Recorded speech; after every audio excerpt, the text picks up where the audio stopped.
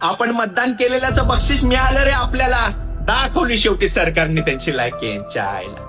18-20 वर्षाच्या विद्यार्थ्यांना मारलेत रे, ते पण क्रूरपणे.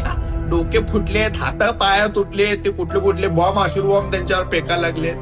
मला ह्यांना बघून त्या इंग्रजांची त्या मुघलांची आठवण आली लिटरली. पण ऍटलिस्ट त्यांनी कामं तर केले त्याच्या आईला.